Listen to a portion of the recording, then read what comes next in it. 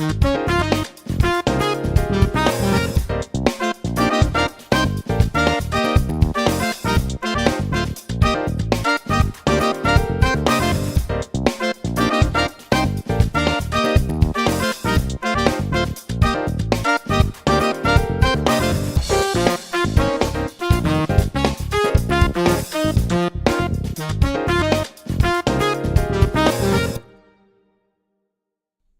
evening, everybody. Welcome to another episode of Songwriting Simplified with me, Jonny Lipsham, right here at jonnylipshamstudios.co.uk here in the Midlothian area of Scotland. And of course, as everybody knows, Scotland dominates. That's all I need to say now. Scotland dominates, especially when we're playing rugby at the moment. We appear to be dominating. So anyway, welcome. And I hope you have all had a good week so far. I have had a good one. I've had a very busy one, but I've had a very good one. So I'm happy and I'm chilled and I'm relaxed and it's cool. However, oh, I just got a warning message. Hang on a second. Don't know what that was about. Anyway, what was I going to say? Yes. So just to give you guys the heads up right from the very start of the show, there will be no Sunday Night Live this Sunday. I'm not going to be here. I will be away down in England in the county of Hampshire, where I'm attending an event, which is going to be great. Really looking forward to it. It's quite a way to travel though. It's going to be like 8 hours on the road pretty much. To get where we need to get to. So, but it's going to be really good. I'm really looking forward to it. So it's going to be a fun weekend. And then we'll be back here again for Songwriting Simplified the following Wednesday. So no show on Sunday. So I will put up another notice by way of reminder in the community section of the channel. So make sure you are subscribed. That way you will get notification of that. So I just have one technical question to start the show off, and that is, are you guys seeing that we have maybe a slow frame rate or something? Because I'm getting warnings of a low frame rate. So if you think that you're seeing that, please let me know in the chats, and let me know whether you think that is something that you are seeing whenever I move. If it seems really jerky, then please let me know. And I'm going to have to try and fix that somehow. It's the first time I've had the warning of a low frame rate in YouTube Studio. It basically says the bitrate is lower than recommended, which is a warning I have never had before. So I don't know why it's recommending a much higher bitrate than I am capable of. But yeah, basically because of my bandwidth, I'm only capable of about 2,700, 2,800 kilobits per second, and it's recommending that we use 6,800, which of course I cannot do. So I don't know what that's all about. But we have a green light. We don't have any dropped frames. So yeah, I don't know what that's all about. Strange. Anyway, for those of you that have been hanging around in the chat, you'll notice that there was a little bit of entertainment right at the very start. And that was Sean Aaron was the very first one in the door. And he beat Billy by about 30 seconds. And I think whilst Billy was typing out that he had reclaimed his first place in being first one to post in the chat, Sean had kind of snuck in there and beat him to it. So well done, Sean. That's awesome. And then we have Mike Johnson here as well, which is very cool. And Tony Stringer is here. Chris Manrackner is also here. And Rock Tease is here. Just Bob is hanging around as well, which is cool. And he reminds everybody, please hit the like button. Because it pushes my video higher in the search results, which it certainly does. So please do that. We got 22 people watching and 12 likes. So we are 10 behind And you know how I like to have balance in the force. You know how I like to have views and likes nice and equal. So please hit the like button and get that going. If you have not liked what I do so far, then don't hit the like button. If you don't like what I do, don't hit the like button. It's okay. But if you like what I do here on the Songwriting Simplified show, then please do hit that like button. It helps me a lot. If you're watching and you have not subscribed before, then please do hit the subscribe button, hit the notification bell, select all notifications. That way you don't miss a thing, because like I said last week, there is a load of cool stuff coming for next year. I am ramping up things quite a lot. So I'm very excited about next year.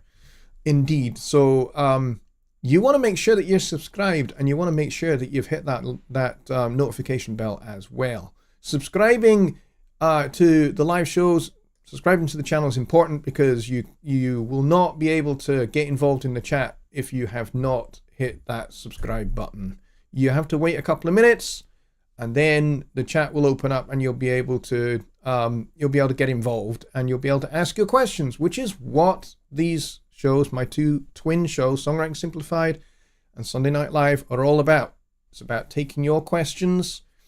And so on this show, we talk about songwriting, composing, and we talk about arranging, we talk about music theory and building our songs and that kind of thing, and music production broadly, from a songwriting perspective.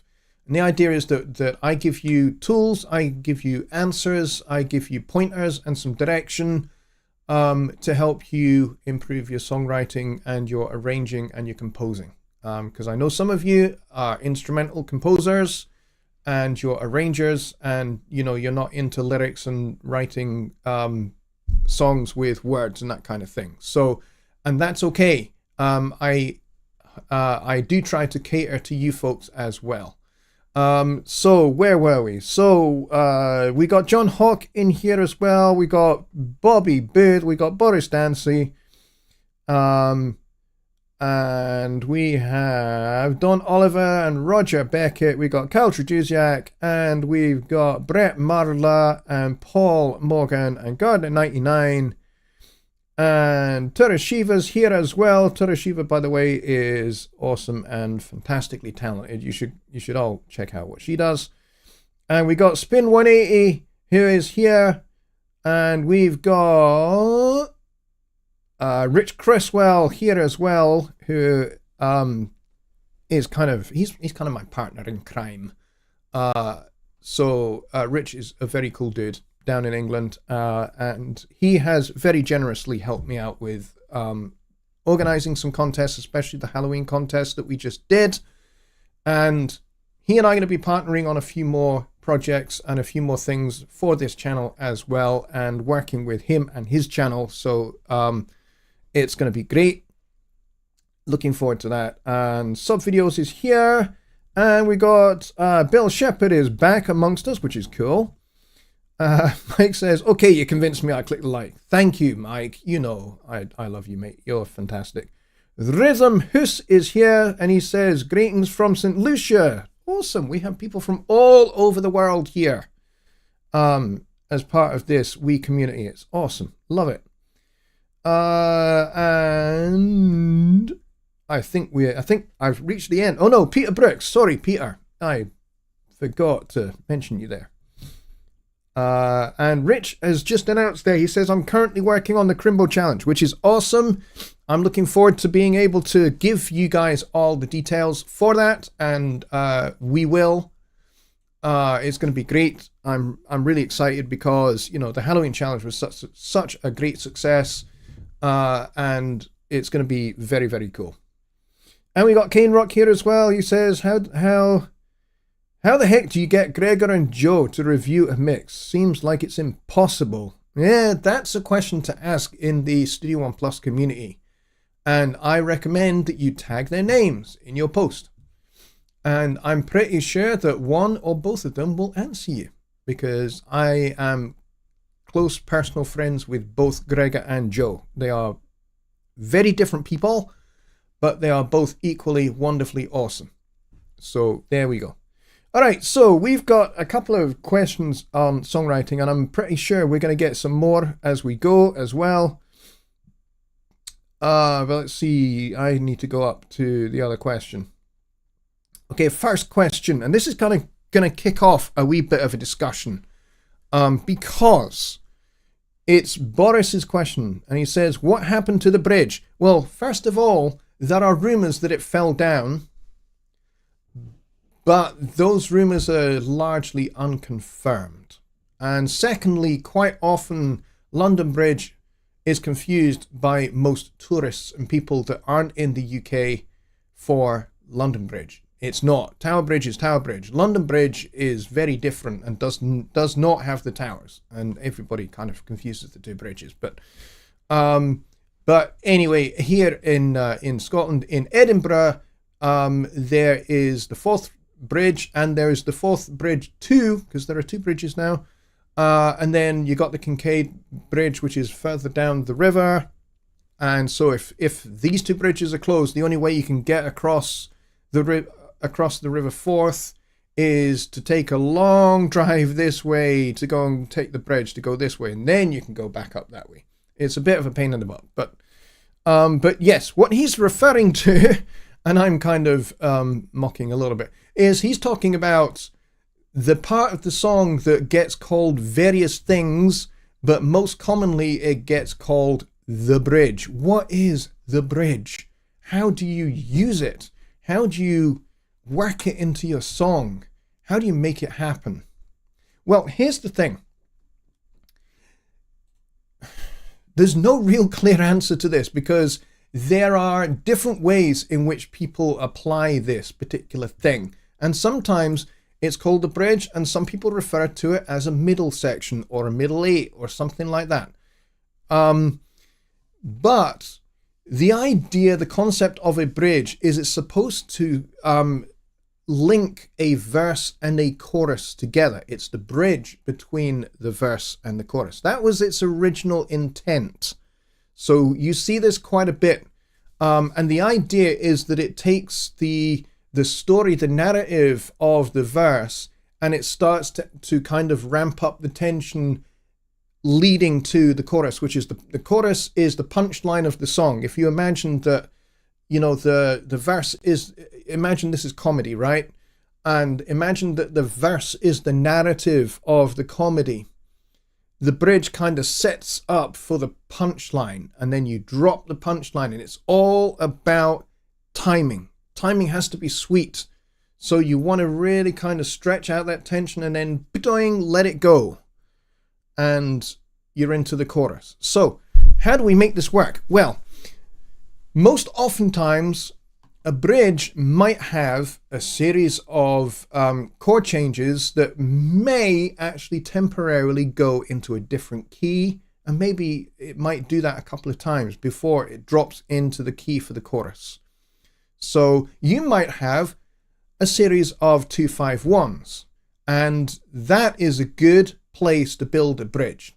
All right, so let's say you're, and I'm going to, don't worry, I'm going to explain what I mean by 2-5-1. This is something that comes up regularly, but I'm going to keep hammering at it because I think these kind of sets of chord changes are really valuable tools, because you know, using some of these are kind of ways in which you can make a song write itself in 5 minutes with very little effort. So if we were to have a verse made up of 1, 6, 2, 5, 1, and let's say we do this in the key of G. So we got G major. I'm going to move the mic over a wee bit. So we got G major, E minor for chord 6, A minor for chord 2, D7 for chord 5, back to 1. And you know what? Seeing as we're approaching Christmas, a whole load of Christmas songs use this in their verses. You know, you could do this kind of 50s blues ballad style if you want to.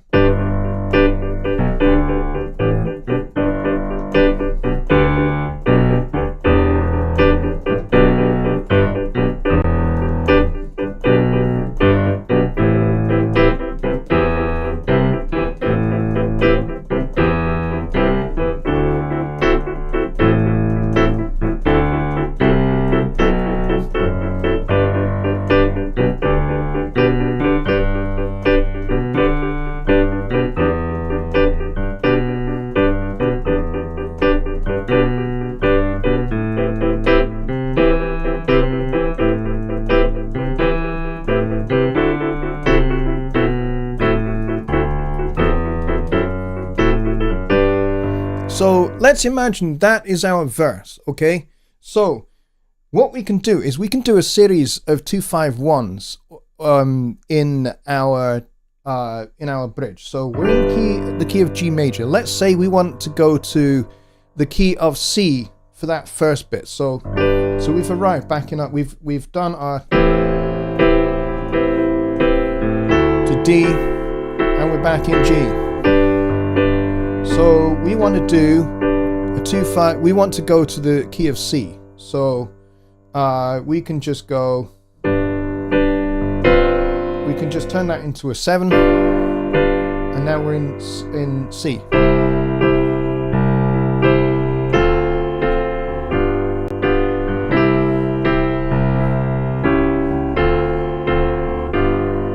And then let's do a 2-5-1 in F.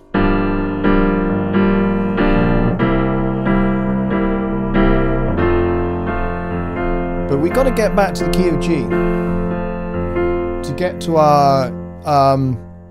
our chorus. So this is where you can kind of extend the 2-5-1 round a little bit backwards and do a 3-6-2-5-1. So we can go. So we've arrived back here. So we've gone.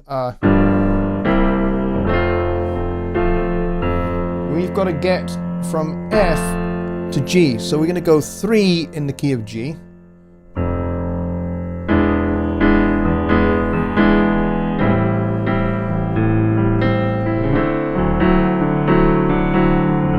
There we go. So I've just done 6-2-5-1, but I could have gone. So let's do the 2-5-1 in F again.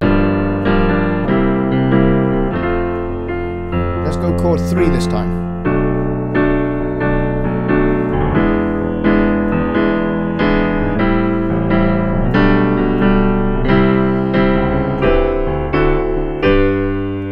And there we go. So I've just done a little kind of rising sequence in actual fact is what I've done.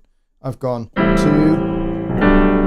1 with the 3rd in the bass, 4, 5, 1 back in G. And so this can be where your chorus is now. So your chorus could go.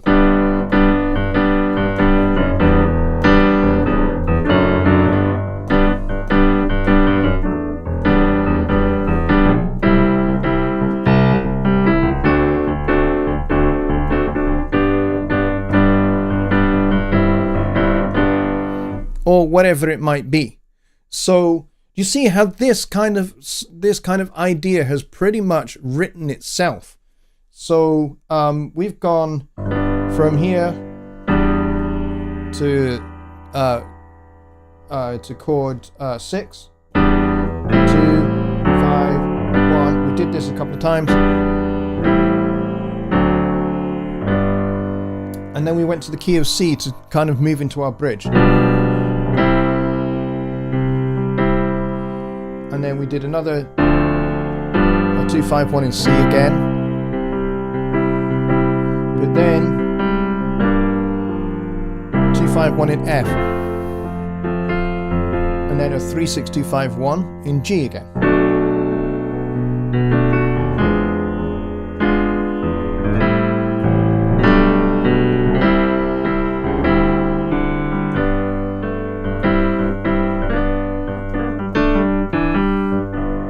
And this could be where your chorus is. So that's kind of how a bridge can work. It's a new set of chord changes, but they are related. And you're temporarily going through different key centers. But the secret to going through those different key centers is not to go too far away to a key that is too remote, because then getting back to G can be a little bit more awkward and doesn't flow quite as smoothly. So make sure that your bridge is in a relative key. So your bridge could be in E minor if you wanted to. You could have gone, 1,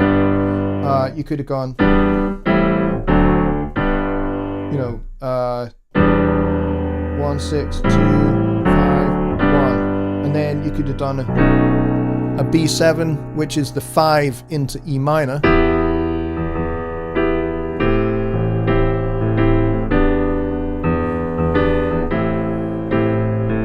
Thing about this is this kind of sets you up just doing a 5 into 1 in G major again, because they're E minor and G kind of, you know, whatever key you're in and its relative minor are so closely related to each other that getting in and out from the relative minor back to the major is actually quite straightforward. It's quite easy to do. So that's one way to do it. Or you could go to what I did, which is I went to the key of C, which is the fourth of G. And then I reinforced that by doing another 2-5-1. D minor, G7, C. And then I went to F. And then this little 5-1 in A minor.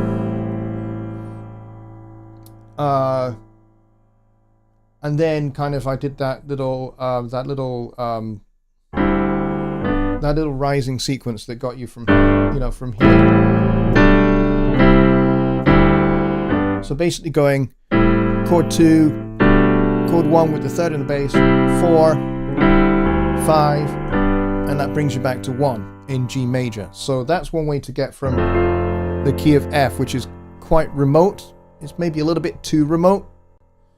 So I had to kind of do a little kind of bit of a backdoor thing.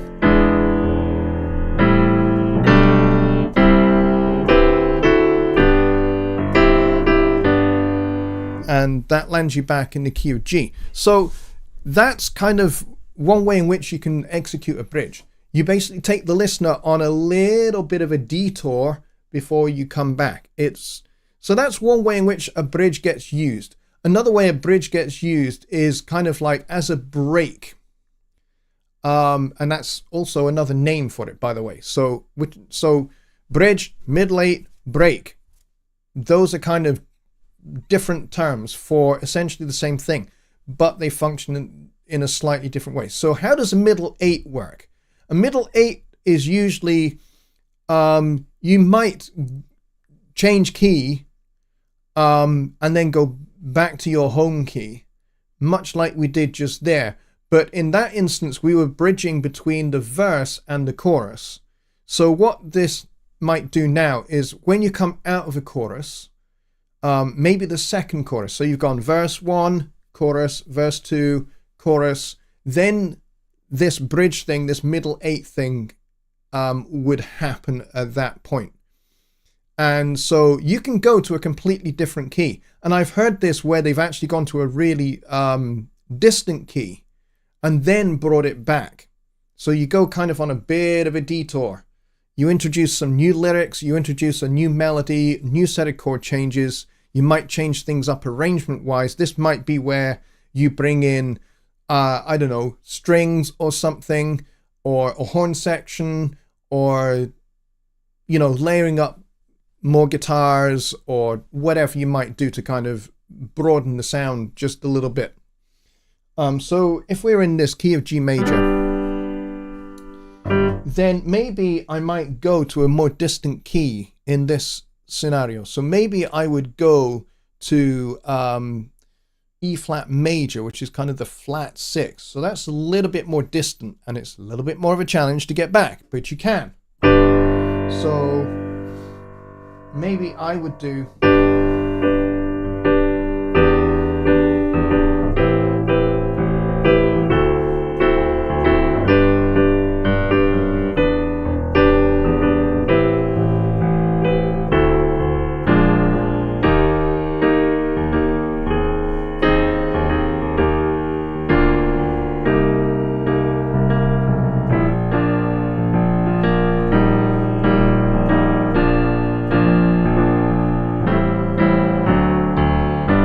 there, I'm back.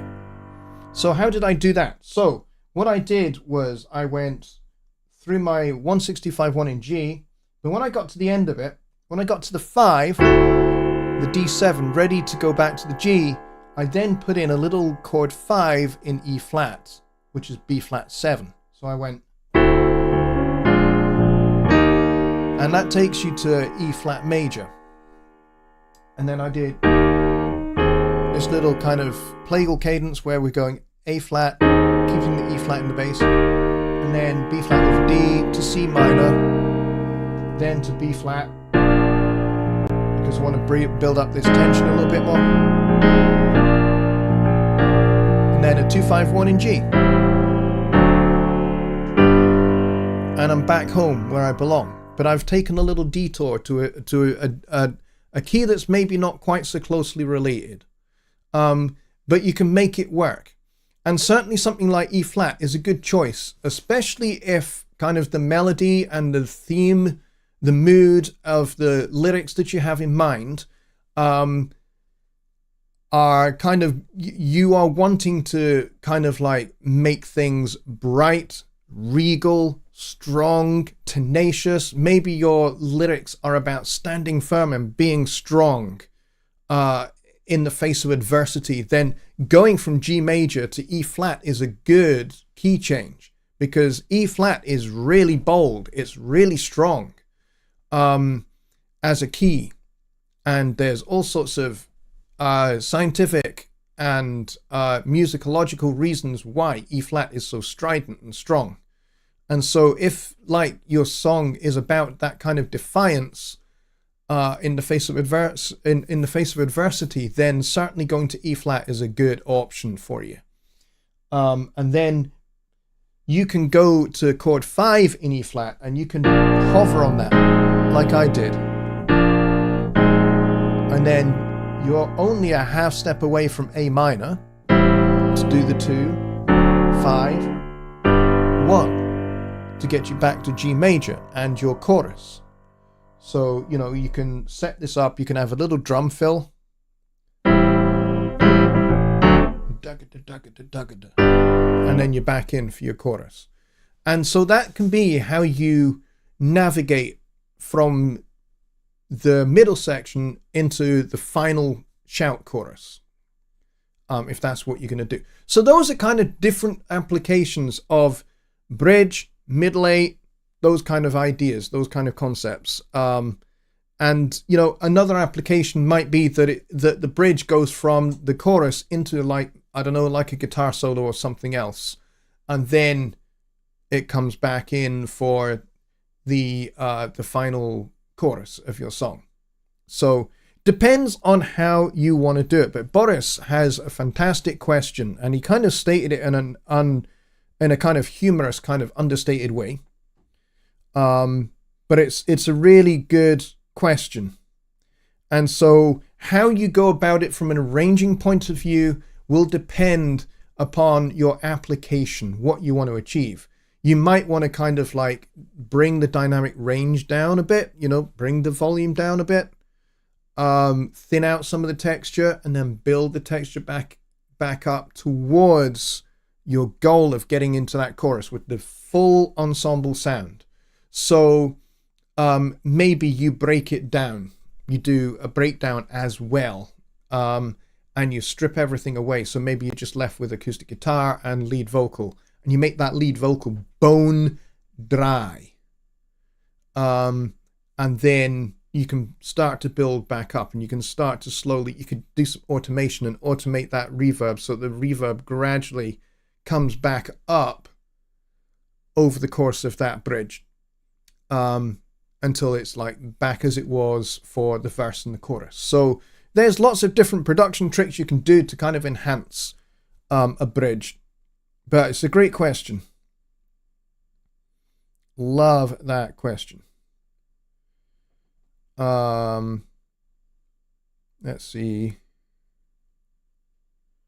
I'm going back through the chat to see if I can find any other questions. The fourth bridge, the sequel, that's funny. In pop music, the bridge comes many times either before or after a solo section. It can certainly do that. Boris says, Donald Fagen and Walter Becker had very interesting bridges. Yes, they did. They had really interesting bridges. Quite often, they might be quite a departure from the rest of the song. Or they would be used, they had a penchant for using form and structure from much, much older songs, so songs from the 1930s, for example, where they might apply the bridge in something similar to the way they would in a much, much older song. So where the bridge would be like a send-off into a solo section, or into a refrain before you get to the final chorus of the song. So yeah, that's definitely one application. Paul Morgan says there's always those that don't buy into music theory, but that is an example of how it is. Yeah. And you know what? I think people don't realize just how much they buy into music theory without actually spending a penny. Most people actually are heavily invested in music theory. They just don't realize that they are. Anytime you start playing around with chord changes or changing the key of a song, then I need to sneeze. Hang on just a second.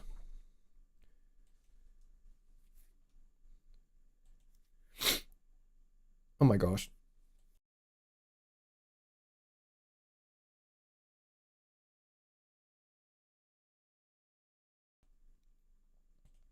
Okay, and we're back. Sorry about that. That just had to be done, and I did not want to overload the mic and scare the crap out of y'all. But yes, most people are more invested in music theory than they realize. As soon as they start playing around with chord changes and they start playing around with changing key and different things like that, that's music theory. It's just music theory in action. They don't realize that, hey, all of these chords are all related together. They don't realize that. And they don't realize that they're actually making a perfectly executed modulation from one key to another. And they're doing it in a really sophisticated way, and they have no idea that they're doing it. It's just, they just go, hey, that sounds good to me. That sounds good to me. That sounds good to me. And so that's how they work. So they have no idea that what they're doing is executing, really good music theory. See, here's the thing, and this is the thing I hammer home on this show and have done since Jonny Geib and I started it way back about 6 years ago. And that is that without practical application, music theory is just cerebral baloney. That's all it is. If you're never actually going to put it into practice and apply it to your songs, then it's kind of meaningless. It doesn't do anything. And I suppose in a sense that's the application of the word theory in a music theory context. It kind of separates it from how it is applied in science. When you have a theory in science, it's not something you just go, maybe this is how it works. It starts off that way, but that's not how a theory develops in science. A theory develops through testing and observation and, starting with a hypothesis that you then test, and then you observe whether, your hypothesis is correct or not. So you have a hypothesis, you make a prediction, you test, and then you see what the result is and whether the result confirms your hypothesis or denies your hypothesis.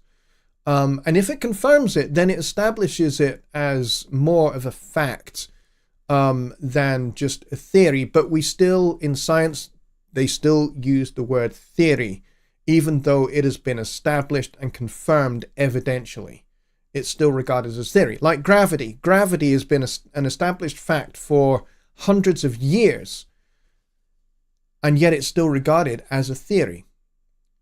That's the scientific application of the word. When we're talking about music theory, we're talking about, how music works, how harmony works, how melody works, how rhythm works, and how these three things interact, and how you use these things to build a form and a structure that makes sense, that people can listen to, and people, as they listen, they can be navigated through the journey, through your song, or through your piece of music, through your instrumental composition, whatever that might be.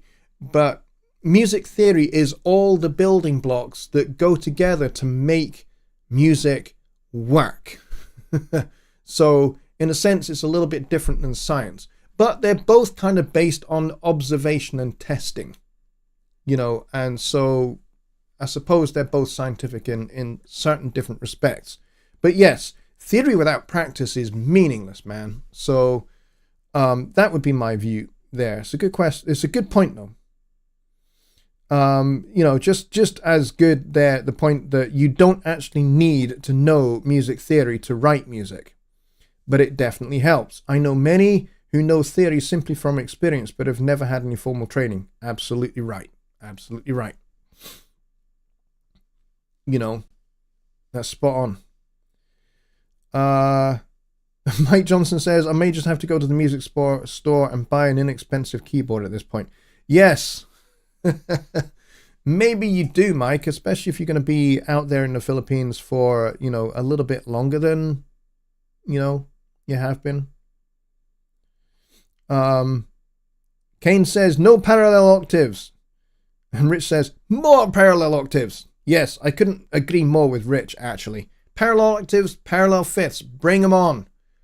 But you'd certainly piss off Bach. Well, you wouldn't piss him off. I think Bach was actually ahead of his time. For as much as he wrote fugues and cantatas and choral works where he actually laid down these kind of rules and guidelines governing how harmony should work in those contexts, and that you would avoid parallel octaves and parallel fifths because they have a tendency to weaken harmony. That's a subject for a Baroque music lecture rather than a Songwriting Simplified show, because I think my 21 viewers would all just run away if we started going down that road. But yes, the thing with things like parallel octaves and parallel fifths and other such rules is they are there to help kind of guide music writing. But, rules can be bent, rules can be broken. But you got to know them first. You got to understand why they're there. What do they do? What are those rules for? What are those guidelines for? What are those principles for? And once you know them and you know how to work them, then you can go, now I'm going to break that rule because I now know how it works. But for most popular music, you don't need to worry about things like parallel octaves and parallel fifths. In fact, in any popular music genre, you don't need to worry about those because they don't apply. Those rules don't apply. Those rules only apply to Bach chorale style harmony. So if you're writing that kind of music and you're writing, 17th century Baroque music, then absolutely you will need to understand how those things work. But if you don't, then it's not really a thing that you ever need to learn. All right, let's see. What else do we have? Brett says, I typically use theory to decipher what I've done after the fact, after I stumble upon something that sounds cool. You know what? That's exactly how I learned how music theory works, or how harmony works. I learned how harmony works by playing something cool and going, okay, how did I arrive at that? Once I'd constructed something, I immediately wanted to deconstruct it to figure out how I got to it. And once I figured out how I got to it, I was then able to go, okay, let's see if I can reproduce it. And once I could reproduce it, then I could go, okay, I can now reproduce this a couple of times. Once I've done that, then I can go, I can reproduce that concept at will. I now know how it works, I understand what it does, and I can reproduce it at will. And so for me, that's how I started to understand how advanced jazz harmony works. I'm by no means, fully developed in my understanding of how, chromatic harmony works, but I'm much further on than I was 10 years ago. That's definitely true. But again, I've arrived at it, by that process that you're describing, which is osmosis. I've arrived at it by kind of playing it and then figuring it out after the fact and figuring out, okay, it sounds cool, but why does it sound cool? What makes it sound cool? And so once I worked out why it sounded cool and what made it sound cool, then I thought, okay, I did stumble upon that as by accident, but now I understand how it works. I can repeat it. I can play it in different contexts. And then I go, okay, this is good. I've got a little tool here that works. Now I'm just going to get good at being able to reproduce this in all 12 keys. Once I've done that, then, you know, there's no limits to what you can do with it. So, you know, like minor 251s, for example, I didn't know how those work.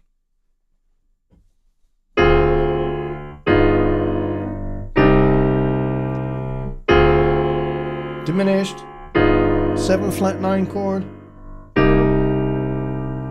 tonic, minor, C minor, 2, half diminished, 5 with the flat 9, which resolves down to the 5th. Once I work these out, I go, great, I can do this in any key.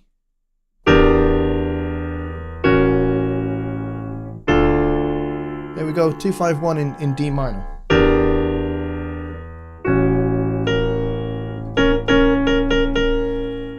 There's my flat 9. I've also discreetly tucked in a little 13th in there as well. But it does the same job.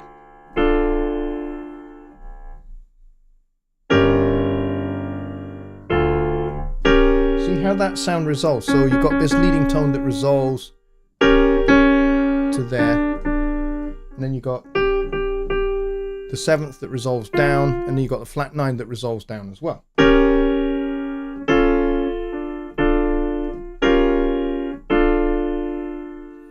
And so once I figured all of those kind of things out, like I just described there, I'll go, great, now I can play this in any key. So if I'm in a minor key and I need to do a 251 to another minor key, or I'm in a major key and I need to go to a minor key, I can do that because I now know how it works.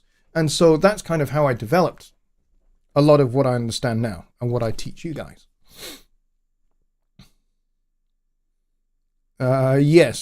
Yes, Bob, I think you should stop. There we go. All right, so where are we at? We've got 15 minutes of the show left, so I'm happy to take some more questions and elaborate on some more points. Mike says, I was on an interesting Zoom prior to this, and a guy like any of us basically loves music and got his music on the new Spider-Man 3 game. Now, see, there's just evidence, folks, that you can do anything with your music. You can do anything with your music. And, you know, you just have to have access to a computer, a DAW like Studio One, and a keyboard controller, and a few virtual instruments, and you're good to go. And some, you know, mixing plugins, and you're good to go. That's all you need. And then the rest of it is just exploiting your opportunities.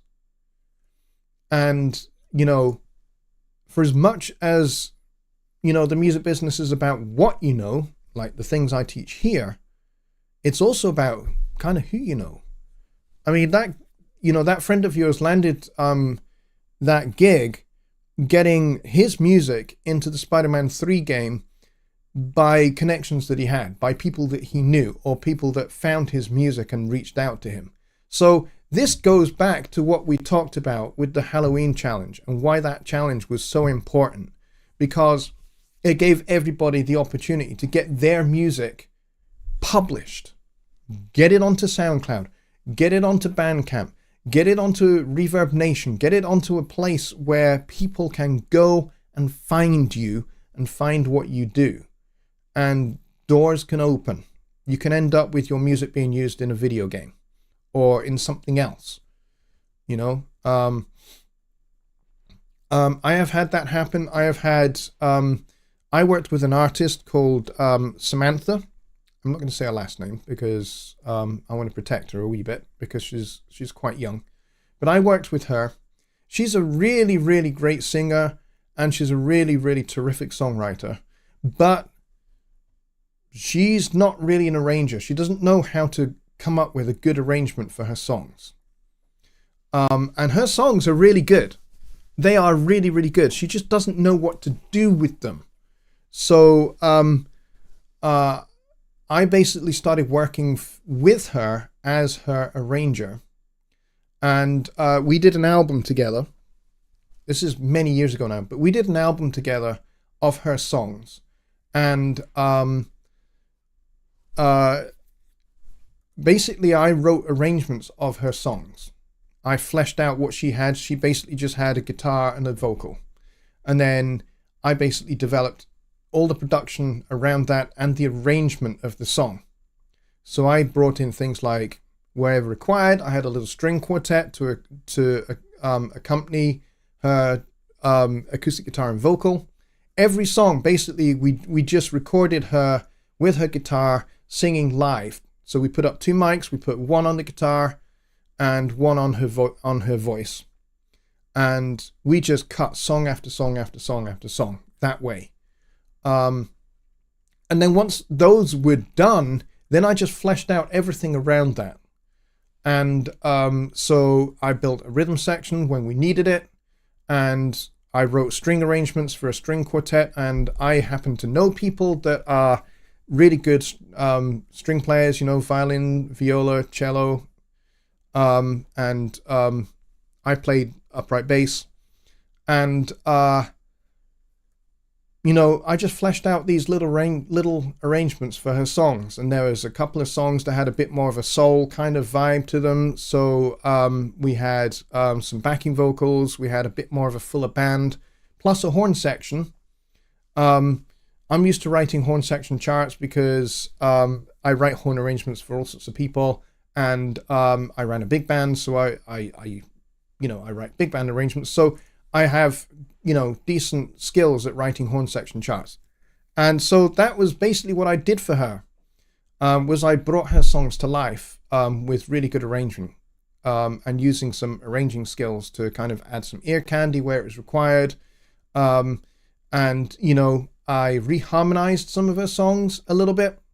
So to make them a little bit more interesting, because that was the other thing that was her. She really didn't have a wide guitar vocabulary, but she had a lot of really strong melodic ideas. So there were some times where we just cut the guitar track altogether, or we buried the guitar track quite low down in the mix, or I would get another guitar player in to replace her guitar track on some songs. And we would do a little bit of reharmonization. And I did this for one of her songs. And that song started getting FM airplay in the UK, on radio stations in the UK. It got featured on BBC Radio 6. It got featured on Radio 2, got some Radio 1 airplay. And she started, you know, going off and traveling and doing gigs around the UK. She started doing a tour and stuff. And it was all off the back of this one song. Where it had just had like a little 3-chord vamp, and I developed this into a few more chords. So I think we ended up with like 12 or 15 chords in the end in the song, but it still sounded simple, even though there was a little bit more harmonic complexity. It sounded sophisticated, it sounded modern, it sounded cool, and yet it still sounded simple as well. And that had a horn section plus a string quartet, as well as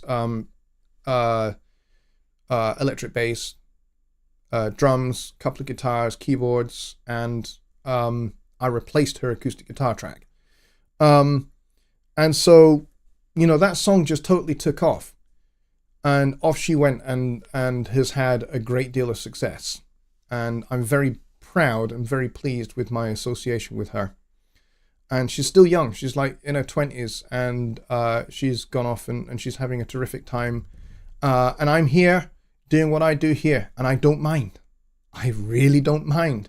I love the fact that I've given this songwriter a little bit of a kickstart just by writing an arrangement of one of her songs, and it just happened to just get caught by the right person.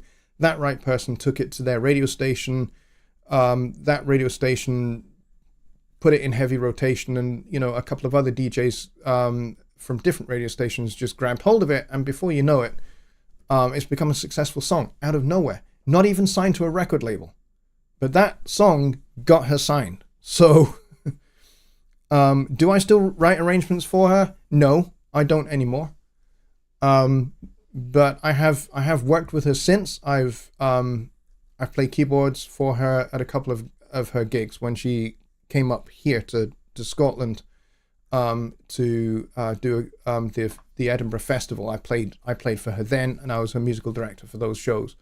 But other than that, no, I don't really have any contact with her anymore. But that's okay. It's not like we parted. We just she went off in her direction. I went off in mine. It's fine. Not a big deal. But I think you get my point. And certainly we could do with more cowbell. Definitely, Kane. I completely agree with you there. Bobby Booth says, you've also got to have a brain, which leaves me out. No, it doesn't leave you out at all, because you're a mix engineer. Mix engineers definitely have brains, because mix engineers need to understand how a good arrangement works, so they can bring out all of the ear candy that we as arrangers, as composers, are putting into the songs. So that's on you, Bobby. That's where you come to the fore. Once we've done our bit, you come to the fore, and you can listen to all of the ear candy, all of the arranging things that we put in. You can go, oh, I recognize where this is going because I know about 251s. I know that we're changing key here. Great. I can automate these things. I can boost up the gain just a little bit to enhance that key change. So, this is really important for mix engineers as much as it is for songwriters, which is why, Bobby, I'm really glad that you have been at this show since day frickin' one. Even though you're not a songwriter, you're not a composer, you're not an arranger, you're a mix engineer. But you're here and you're learning about songwriting, and you put in a flipping entry to the Halloween contest. So, dude, don't talk yourself down. So there we go. Mix engineers also need more patience than a hospital, including the mental ward. There you go. I think that's a good couple of puns right there. But yeah, there we go. All right, we have 4 minutes left of the show, and we've got 21. We have balance in the force, ladies and gentlemen. We have 21 viewers and 21 likes. This is good stuff. Would be nice if we have a little bit more than 21 people, but that's okay. I think we started off with like 24 or something in here, which is nice. So this audience is definitely, for this show, is definitely building, because for the longest time I would maybe get like 12 or 13 or 14 people here maximum, but now we're hitting like 20s and 30s here, which is great. So thank you very much, everybody, for your support for this channel, for your support for this show and the Sunday Night Live show as well. Thank you very much for your support in 2023 with all the content that we've put up and all of the things that we've discussed in these 2 shows, and for getting involved in the contests as well. I really appreciate it. I really value your input. I really value your likes. I really value your subscriptions. I value your comments. So if you're watching this on replay, please do drop some comments in the chat below, in the comments section below, rather, not the chat, because the chat's replay. You won't be able to contribute there after the fact. But if you've got things that you didn't get a chance to say, or you are watching this on replay and you would still like to have your say, or you'd still like to ask a question, put it in here below. Or you can go to the website down here. See that down there? JonnyLipshamStudios.co.uk. And there's a contact form that you can fill out there, and you can email me your question. And maybe we'll actually answer that question at the start of the next show, which, just by way of reminder, is going to be next Wednesday. No show on Sunday. I'm not going to be here. I'm going to be down in England, down in the county of Hampshire. Should be fun. Should be good. And we've got an after show all ready to go. Thanks to Billy Morgan. Thank you, Billy. That's great. Thank you very much, everybody. And Bobby Booth, you've just made my night, mate. You have just made my night. That is comment of the night. I'm thinking of doing the Crimbo Challenge. Awesome. I am very, very pleased to hear that. Especially as, you know, you obviously had fun with the Halloween challenge. So I'm glad that you're dipping your toes into, you know, doing a little bit of composing, a little bit of songwriting. This is really good stuff, mate. So, absolutely go for it, dude. Go for it. And just have fun. That's what these are all about. You know, who cares about whether you win anything or not? Just have fun. You know, yeah, some of these challenges, there will be prizes. Some of these challenges, there won't be. But the whole point is, I want everybody to have fun and, you know, put into application the stuff that we talk about. The stuff that we talk about on this show, the stuff that we talk about on Sundays as well. So, let's get to work, folks. Let's finish 2023 off with a bang, with some of the best music we've all written this year. Let's go for it. Let's put out our best work for this Christmas challenge. And let's do something that we're all proud of. I'm really proud of every entry that was submitted for the Halloween challenge. And some of you went above and beyond what you've ever done before. Some of you, it was your first step out.